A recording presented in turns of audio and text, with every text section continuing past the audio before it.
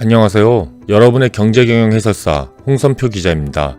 오늘은 평소와는 조금 다른 방송을 마련해봤습니다. 저희 써먹는 경제경영을 꾸준히 들어오신 청취자분들이라면 잘 아시겠지만 저는 주로 경제현상의 밑바탕에 깔린 근본적인 원리와 상식에 대해서 설명하는 방송들을 만들어 왔습니다. 예를 들어서 GDP는 어떻게 계산되는 건가? 환율이 오르면 수출이 잘 되고 내려가면 수출이 안 되는 이유는 무엇인가? 실업률 통계가 진짜 현실을 반영하지 못하는 이유는 무엇인가와 같은 내용들이었습니다. 제 방송을 들어보신 분들이라면 잘 아시겠지만 저는 제 방송에서 저에 대한 개인적인 이야기는 거의 하지 않았습니다. 제 개인에 대해서 밝힌 거라고는 한국경제신문에서 일하고 있다는 거 그거 하나밖에 없었는데요. 사실 이렇게 써먹는 경제경영이라는 이름으로 방송을 만드는 이유 자체가 제 개인의 생각을 알리는 게 아니라 경제 상식에 대해서 아주 쉽게 설명드리는 거였기 때문에 특별히 저 자신에 대해서 이야기 드릴 이유가 별로 없었습니다. 하지만 오늘은 제가 왜 이렇게 경제 상식에 대한 방송을 만들고 또 글을 쓰는지에 대해서 말씀드리려고 합니다. 제가 첫 방송을 만들었던 게 2018년 2월이었는데요. 지금 이 방송을 녹음하고 있는 게 2019년 4월 14일이니까 벌써 1년 2개월이 지났습니다. 찾아보니까 이 1년 2개월 동안 모두 51편의 방송을 만들었고 블로그에는 모두 99편의 글을 올렸습니다. 오늘 방송에서는 제가 왜 그동안 이렇게 경제 상식에 대해서 쉽게 설명하는 내용들을 만들어 왔는지에 대해서 설명드리겠습니다.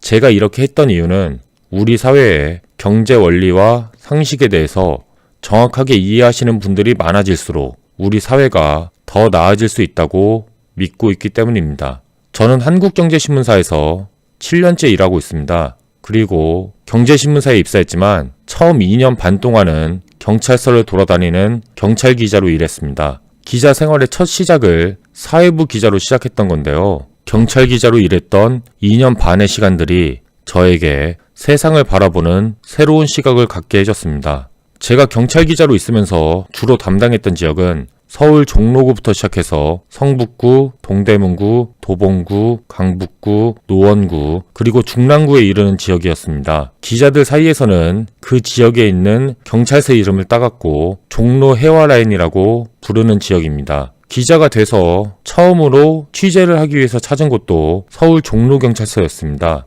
수습기자 교육을 마치자마자 배치받았으니까 2013년 1월의 어느 날 새벽이 될 텐데요. 마침 그날은 눈이 엄청나게 내려서 거의 발목 위까지 눈이 쌓였던 날이었습니다. 그렇게 눈을 뚫고서 경찰서 현관문을 밀고 들어갔던 게 제 기자 생활의 시작이었습니다. 경찰서라는 데는 기본적으로 뭔가 묘한 어두운 분위기가 흐르는 곳입니다. 저희 써먹는 경제경영 청취자분들 중에서 실제로 경찰서에 가보신 분들이 몇 분이나 되실지 모르겠는데요. 실제로 경찰서에 가보게 되신다면 제가 말하는 그 특유의 어둡고 무거운 분위기가 어떤 건지 바로 아실 수 있을 겁니다. 한국 사회에서 경찰서라는 데는 사회의 모든 사건들이 흘러들어오는 곳입니다. 최근 논란이 되고 있는 버닝썬 사건처럼 나라를 뒤흔드는 초대형 스캔들도 처음에는 112에 걸려온 신고전화로 시작됐고요. 그리고 작은 쪽방에서 생활하시다가 쓸쓸하게 돌아가시는 어느 이름 모르는 분의 죽음도, 그러니까 어느 무연고자의 사망사건도 경찰서에서 처리됩니다.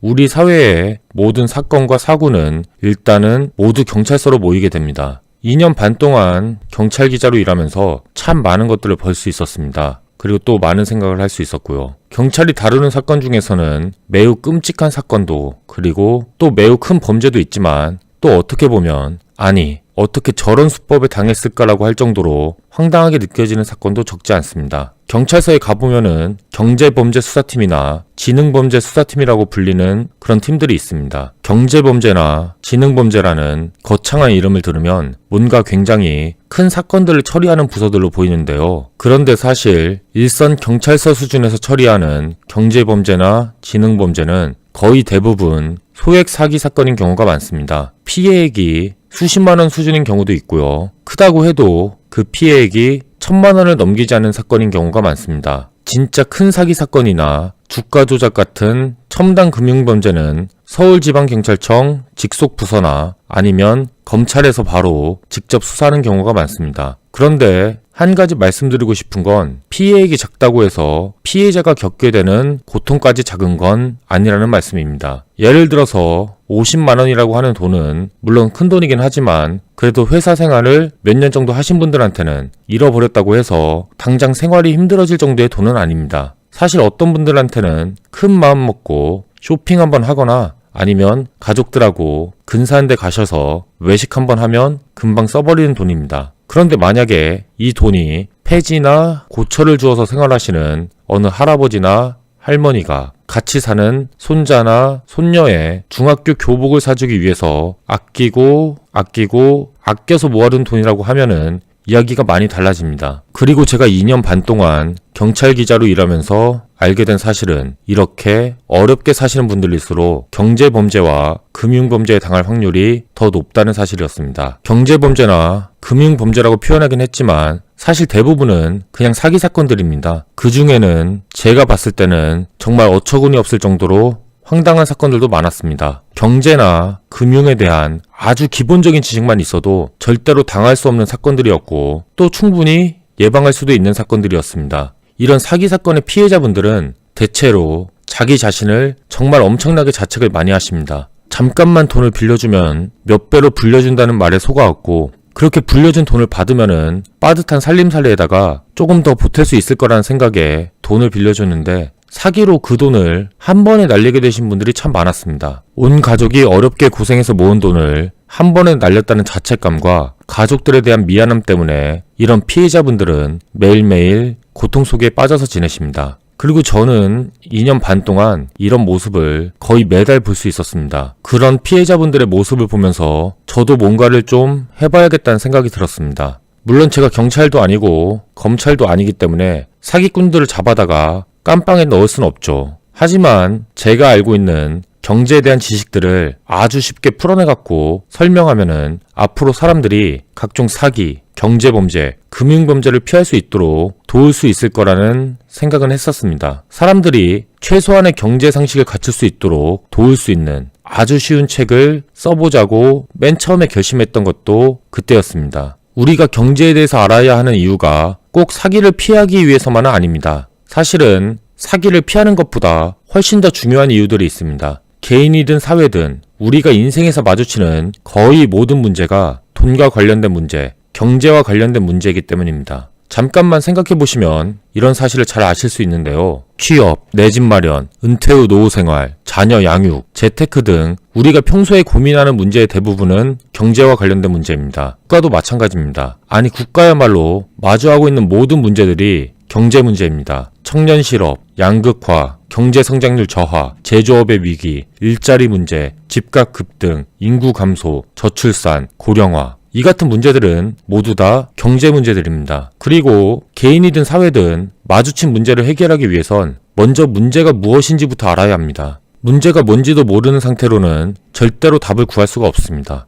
그런데 잘 살펴보시면 아시겠지만 사람들에게 앞서 말한 여러 문제들에 대해서 쉽고 정확하고 깊이 있게 전달하는 곳은 아쉽게도 그리 많지가 않습니다. 사실 거기에는 몇 가지 이유가 있습니다. 저도 현재 경제신문사에서 일하고 있지만 경제 뉴스를 보는 것만으로는 평범한 사람들이 경제 원리에 대해서 이해하는 게 쉽지 않습니다. 그 이유는 뉴스는 기본적으로 원리와 상식에 대해서 설명하기 위해서 쓰는 게 아니라 그날 벌어진 일들에 대해서 알리기 위해서 쓰기 때문입니다. 매일마다 그날 어떤 일이 새롭게 발생했는지 전하기 바쁘다 보니까 기자들이 기사를 쓸 때마다 매번 그 현상의 밑바탕에 깔린 근본적인 원리에 대해서 설명할 수는 없습니다. 예를 들어서 미국에서 장단기 채권의 금리 역전 현상이 벌어져서 경기 침체에 대한 우려가 높아진다는 내용의 기사를 쓸 때마다 채권 가격이 올라갈 때 금리가 떨어지는 이유는 무엇인지, 장기 채권 금리가 단기 채권 금리보다 높은 게 정상인 이유는 무엇인지에 대해서 하나하나 자세하게 설명할 수가 없습니다.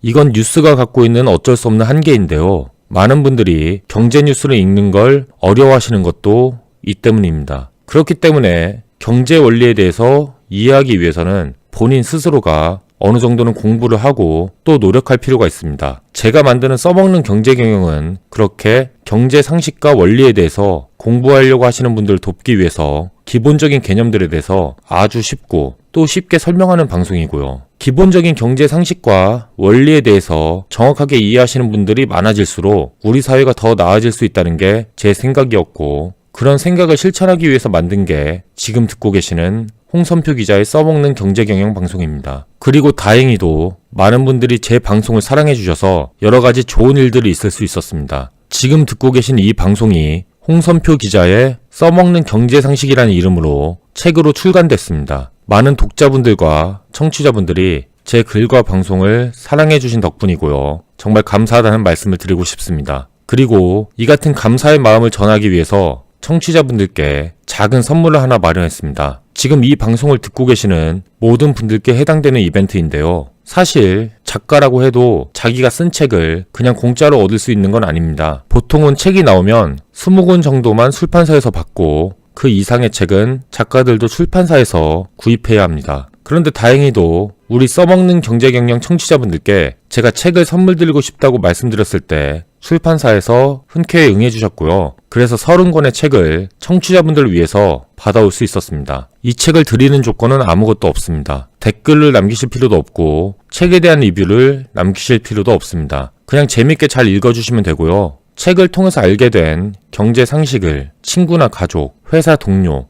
아는 지인들한테 널리 설명해 주셨으면 좋겠습니다. 그리고 책을 다 읽으신 다음에는 주변에 관심 가질 만한 분들에게 한번 읽어보라고 다시 드려도 좋을 것 같습니다. 30권의 책은 선착순으로 나눠드릴 텐데요. 제 메일 주소는 rickeygo@naver.com입니다. 이곳으로 성함과 연락처, 주소, 그리고 오디오 클립이든 유튜브든 블로그든 어디서 이벤트 내용을 확인하고 연락 주셨는지를 함께 써서 메일로 보내주시면 됩니다. 책 안에 제 사인을 원하시는 분은 사인해달라고 말씀을 남겨주시길 부탁드립니다. 제가 메일을 받는 대로 책이 남아있는지 아닌지를 말씀드리겠습니다.